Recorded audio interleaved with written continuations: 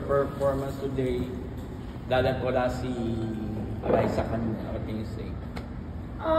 Siguro dun sa performance ng team, I think hindi namin nagawa yung dapat namin gawin. Like kung ano ba yung napag-usapan namin before. Kasi yun nga, sabi ni Coach Sherwin kanina sa huddle namin after ng game. Sabi niya na hindi naman porket may isang hindi naglaro, hindi na namin kaya manalo. Kasi pare-parehas naman kami ng ginagawa sa training. Like, yung ginagawa ni Ate Alay, ginagawa naman namin lahat. So, ayun, siguro, medyo, kinulang talaga kami, kinapos talaga kami. Hindi namin na-stop si Shaina. Sobrang ganda ng performance niya today. 32 points siya. So, hindi namin siya na-stop today. Talagang, hindi namin siya nagawa ng paraan. And, ang bagal namin mag-adjust sa ginagawa ng Adamson. So, ayun. Go ahead lang kayo sa questions. Before ba nung game, alam nyo na wala si Alyssa and may idea kung ano? Kahapon naman sa training, parang nung patapos na yung training, hindi naman siya sobrang minor sprain lang. Tapos kanina lang po namin nalaman na yun nga, na medyo may pain pa dun sa warm-up. So medyo parang naisip namin na baka nga hindi siya paglaruin. Kasi syempre, kailangan yung health din ng player. Hindi naman namin pwedeng ipilit. Kasi syempre baka lalo po lumala. Lalo na't ngayon, padulo na po. Malapit nang matapos yung elimination. So yun, mas priority ng team yung health ni Ate Alay. Bella, how big of a concern lang siguro na yung 2 losses nyo came from lower ranked teams? Siguro medyo alarming siya for us. Kasi katulad ng nangyari sa UP, nagkaroon kami ng meeting like kagabi, parang team meeting, ganyan. Sabi ko na yung mga teams na mga makakalaban namin ngayon, parang nating tulos na sila.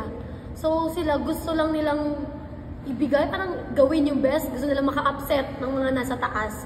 So kami dapat lagi kaming ready sa ganun. So ayun, nangyari na naman po.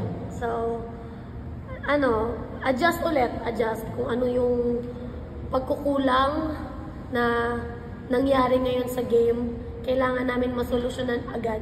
Kasi katulad po ngayon, may game kami on Wednesday, then Sunday. After last game na USD. So, sunod-sunod na siya. So, ayun, medyo sad, lalo na kanina sa dugout, kasi parang sa isip namin, kaya namin ipanalo. Sadyang hindi namin nagawa. May mga, syempre hindi may isang umiyak ganyan. Kasi syempre, yung frustration ng isang player, hindi naman mawawala talaga yun. Lalo na pag alam mo sa sarili mo na meron ka pang kayang gawin sana, kaso hindi lang nagawa. Dala ng part ng pagkatalo niya sa UP, parang naulit niya, na feeling mo din na dapat na. Siguro nasa mindset pa rin talaga ng bawat player. Yun, niremind din kami kanina ng coaches na dapat kami, sa tuwing maglalaro kami, hindi namin iniisip na ibibigay sa amin ng madali. Lalo na pag yung kalaban namin, yung mga medyo lower ranked teams, talagang mahihirapan kami. So, dapat sa mga next games namin, if kaya namin i-dominate yung game, gawin namin. Sabi rin kasi ng coaches kanina na alam nila yung laro talaga namin. So ayun, sadyang hindi ko rin po masabi talaga parang ano ba nangyari. Kasi siguro syempre may factor din, naglaro yung Adamson ng maayos. So dapat kami ganun din eh. So ayun, balik ulit kami sa drawing board, sa training. Panoorin namin siguro ulit yung game namin today. Kung ano yung mas maganda sana namin ginawa. And kung ano yung mga pwede naming baguhin para sa next game namin hindi na siya maulit.